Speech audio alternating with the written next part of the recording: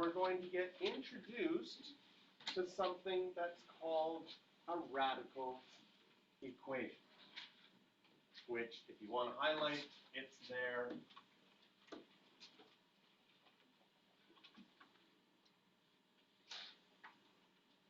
All right.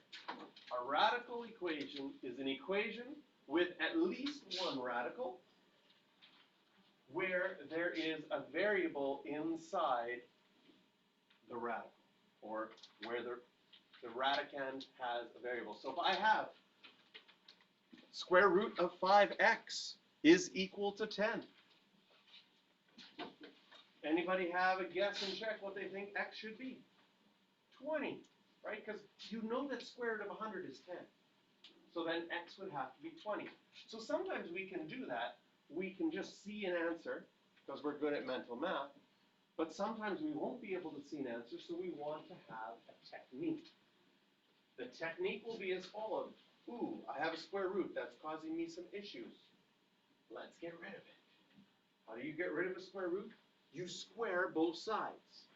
And so when I square both sides, my square root goes away. Okay? Two things the textbook does.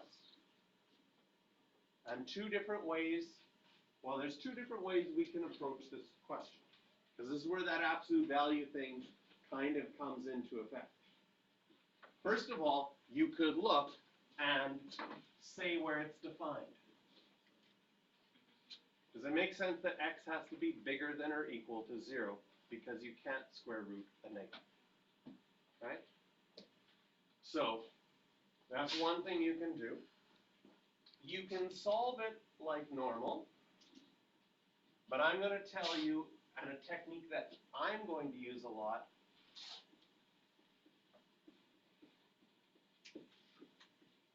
is a verification. You're going to check your answer. Sometimes you're going to check your answer and it actually doesn't work. Okay? But sometimes it will work. Like this one, when I plug 20 in, we already did some mental math. 20 times 5 is 100. Square root of 100 is 10. We're perfectly fine.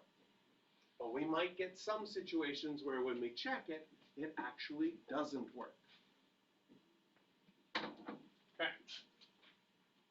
Here's the check, the verification. So,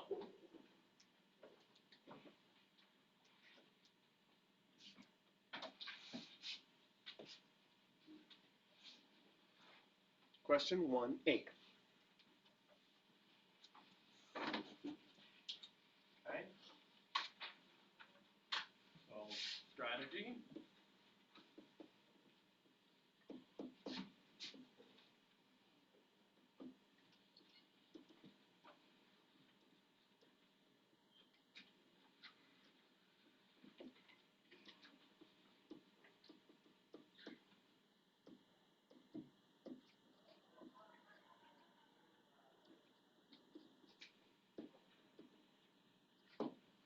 Hope that makes sense. To get rid of a square root, we will need to square root both sides.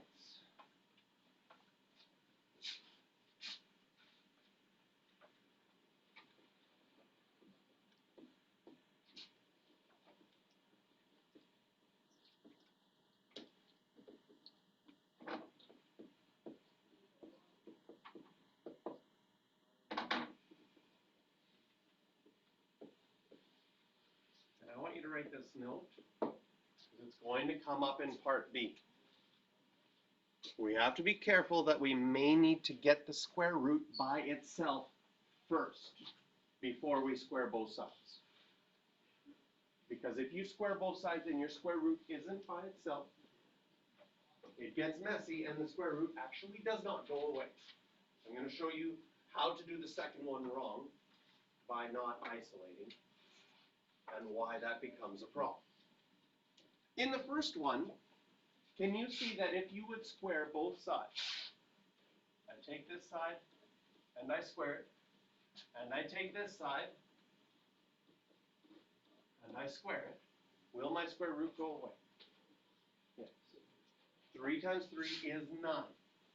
If I square this side, I will get 4 times 4, 16. And square root of x times square root of x is just going to be x. Technically, you could put your absolute values around this x if you'd like.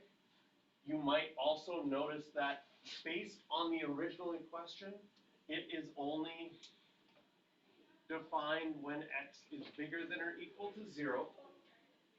So based on its definition, technically we don't need the absolute values because it was already a positive number from the start of the question.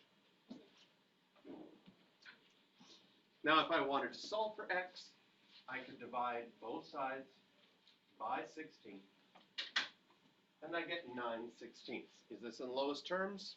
Yes.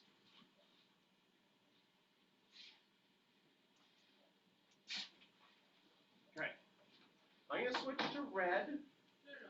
Don't write the red down, because I just want to show you what happens if you don't isolate.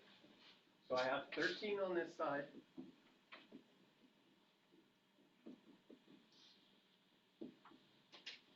Okay?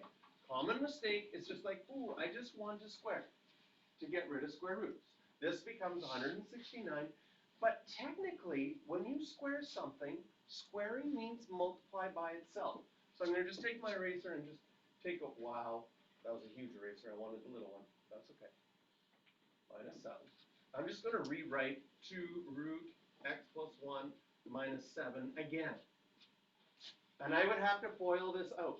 Now nicely, when I multiply the first ones, you're like, see, everything is going well. This square root and that square root would cancel out, no square roots left. But then when I multiply the second ones, I'm like, oh crap, I still have a square root. And then I multiply these ones, I still have another 14. If they don't cancel out, because they're both subtracting, I'll have minus 28 of them. And I still have a square root. My whole idea was I was squaring to try to get rid of a square root. You only get rid of a square root on a side if it's the only thing there. Or, as we saw in the first one, the only thing with a number in front of it is fine as well. So now I'm going to erase the red, because I already noticed that my attempt at squaring both sides at the beginning did not, right? Oh, did not get rid of my square root. So this is where we need to isolate first. What can I do? I can move the 7 over to the other side, giving me 20.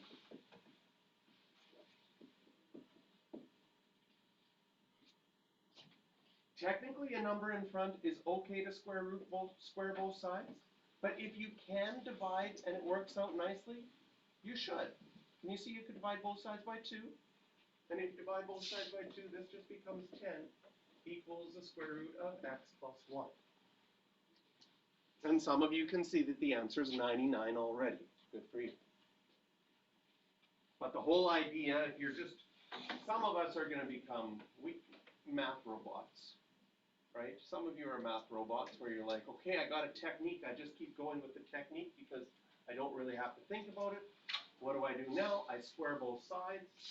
100 is equal to, here, I'll show it in blue. I squared this side. I squared this side. Squaring the square root makes it go away. And I get x is equal to 99. Does that actually work? Check your original equation. 99 plus 1 is 100. Square root of 100 is 10. 10 times 2 is 20. 20 minus 7 is 13. It works.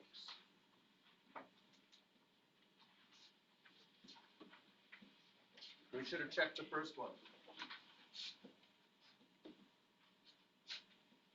Square root of 9/16 is 3/4 times by 4 is 3. It also works. Okay, questions. Circle 4, 5, and 6. Ooh, I was hopeful that we would get through all of 2.5 today. That's not looking like it's going to happen. Because those conjugate stuff was challenging.